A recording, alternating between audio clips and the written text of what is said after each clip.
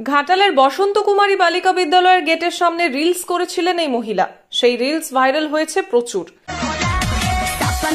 আমার নাচটায় কি গলতি ছিল, কি খারাপ ছিল আমি বুঝতে পারছি না। আমার না কোনো ছিল অরুচিশীল পোশাক, না কোনো ছিল অরুচিকর অঙ্গভঙ্গিমা, কোনো কিছুই ছিল না। উঠেছে নিন্দার ঝড়। যারা এই মহিলাকে ট্রোল করছেন তাদের বেশিরভাগেরই প্রশ্ন, স্কুলের সামনে রিলস করা হলো কেন? অনেকে আবার ওই মহিলার পক্ষে যুক্তি দেখিয়ে বলেছেন ওই সময় স্কুল খোলা ছিল না, মহিলার পোশাক বা আকার ইঙ্গিত অশালীন ছিল না, এলাকায় ছিল না কোনো ছাত্রীও।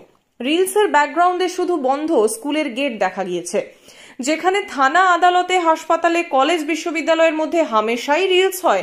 সুতরাং এই রিলসের সমস্যাটাই বা কোথায়? সত্যিই কি মহিলার রিলস নিন্দনীয়? ক্যামেরার সামনে এসে মহিলা কি বললেন শুনুন।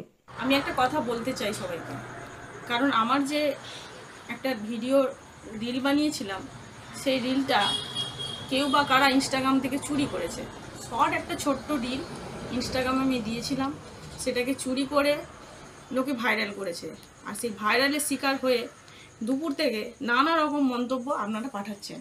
আমার নাচটায় কি গলতি ছিল, কি খারাপ ছিল আমি বুঝতে পারছি না।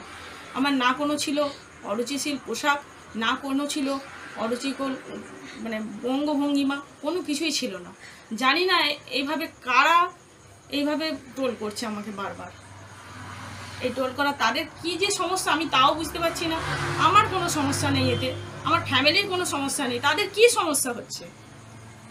বিভিন্নভাবে আমাকে ট্রোল করছে। আমি চাই না এভাবে ট্রোল হোক বা এভাবে আজে বাজে মন্তব্য হোক। আপনারা ভালো থাকবেন, এইটুকুই ভগবানের কাছে প্রার্থনা করি।